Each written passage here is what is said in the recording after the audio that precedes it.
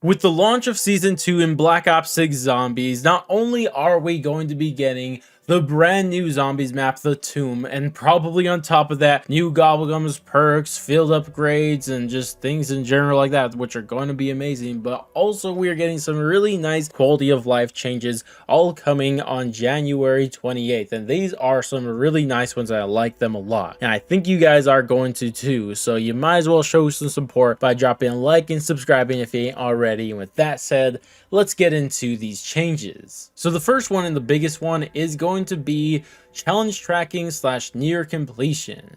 And how this is going to work is that in the lobby you can go into the menus and select up to 10 calling card challenges and 10 camo challenges. So that's 10 of each. That's not just 10 in total, it's 20 in total. Now obviously you can see these in the menus, but also you'll be able to see them in game just by pausing and then going over to the options menu, they say, which I'm not entirely sure what they mean by that, but hopefully it's not too much of a pain to scroll over to find them. But this is going to be an absolutely amazing change to the game, especially when you just forget which challenge you are on or how far you're on this gun if you really didn't do this gun's challenge yet and stuff like that. Especially for camos, I think is going to be a big one for me specifically, but for the people doing the calling card challenges, that's going to be great. The calling card one just isn't as cool to me because the ones I want to go for are the Dark Ops challenges, and imagine how nice it'd be to know that you're getting that close to completing maybe the box one where you have to get every single gun from the box. Like stuff that would be nice, but unfortunately Dark Ops probably aren't going to work with this. But that's not the end of this thing, because on top of that, like I said, you could select up to 20 total challenges, 10 for calling cards and 10 for camos. But if you don't select any, or if you leave just some slots empty, what the game is going to do is going to show you your challenges that you're closest to completing. So let's say you have a camo that needs like one more special enemy left, that's the one that's going to pop up. So even if you didn't select something, there's always going to be something there for you to go and check on, which is a very nice change,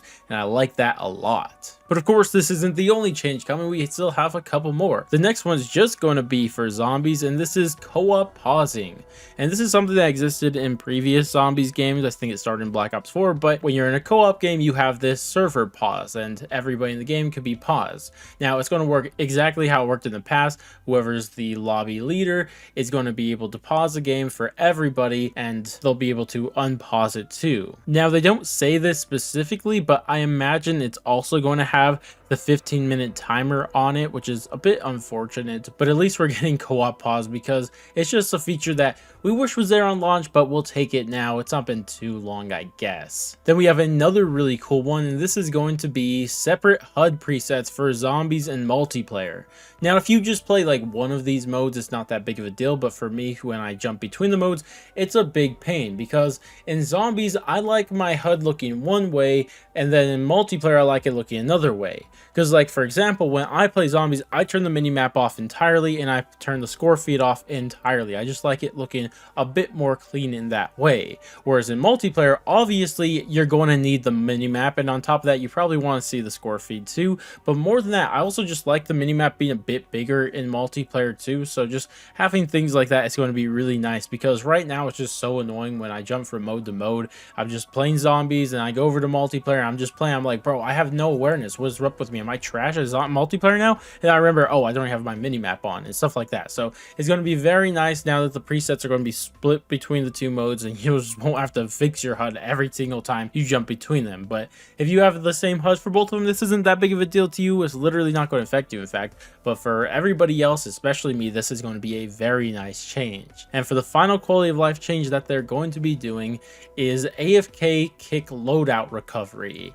And as you guys probably know, for some reason, well, I haven't ran into it at all, in fact, but I've heard a lot of other people, what happens is that when they're playing co-op and they leave the controller for a bit, when they went to use the bathroom, get some food or whatever it may be, they come back and they're kicked from the game.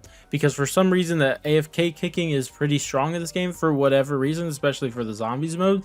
And it's been annoying to a lot of people, which makes a lot of sense. But what Treyarch has done to kind of make up for this is that if you do get kicked for being AFK, you'll not only be able to rejoin the game like you've always been able to, but on top of that, when you do rejoin the game, you'll get your full loadout back, which is a really, really nice change.